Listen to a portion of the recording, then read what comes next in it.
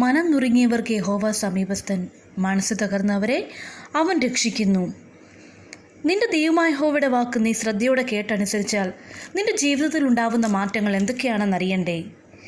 നിന്റെ ദൈവമായ യഹോവയുടെ വാക്ക് നീ ശ്രദ്ധയോടെ കേട്ട് ഞാൻ ഇന്ന് നിന്നോട് ആജ്ഞാപിക്കുന്നു, അവൻ്റെ സകല കൽപ്പനകളും പ്രമാണിച്ചു നടന്നാൽ നിന്റെ ദൈവമായ യഹോവ നിന്നെ ഭൂമിയിലുള്ള സർവ്വജാതികൾക്കും മീതെ ഉന്നതനാക്കും. നിന്റെ ദൈവമായ യഹോവയുടെ വാക്ക് കേട്ടനുസരിച്ചാൽ ഈ അനുഗ്രഹങ്ങളെല്ലാം നിനക്ക് സിദ്ധിക്കും.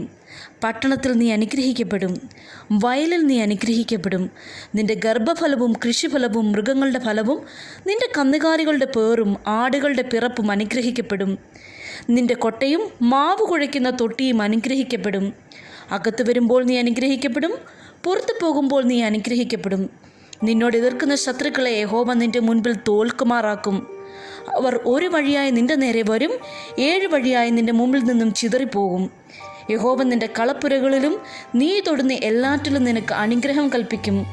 നിന്റെ ദൈവമായ യഹോവ നിനക്ക് തരുന്ന ദേശത്ത് അവൻ നിന്നെ അനുഗ്രഹിക്കും.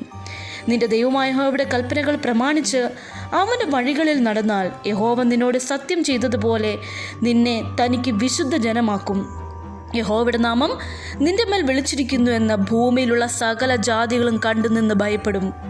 നിനക്ക് തരുമെന്ന് യഹോവ നിന്റെ പിതാക്കന്മാരോട് സത്യം ചെയ്ത ദേശത്ത് യഹോവ നിന്റെ നന്മയ്ക്കായി ഗർഭഫലത്തിലും കന്നുകാലികളുടെ ഫലത്തിലും നിന്റെ നിലത്തിലെ ഫലത്തിലും നിനക്ക് സമൃദ്ധി നൽകും.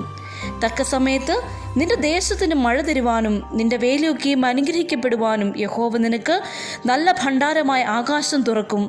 നീ അനേകം ജാതികൾക്ക് വായ്പ കൊടുക്കും, എന്നാൽ നീ ഇനി വായ്പ വാങ്ങുകയില്ല. ഞാൻ ഇന്ന് നിന്നോട് ആജ്ഞാപിക്കുന്ന നിന്റെ ദൈവമായ യഹോവയുടെ കൽപ്പനകൾ കേട്ട് പ്രമാണിച്ചു നടന്നാൽ യഹോവ നിന്നെ വാലല്ല തലയാക്കും. നീ ഉയർച്ച തന്നെ പ്രാപിക്കും, താഴ്ച പ്രാപിക്കുകയുമില്ല. If you fully obey the Lord your God by keeping all the commands I am giving you today, the Lord your God will exalt you above all the nations of the world. You will experience all these blessings if you obey the Lord your God. You will be blessed in your town and in the country.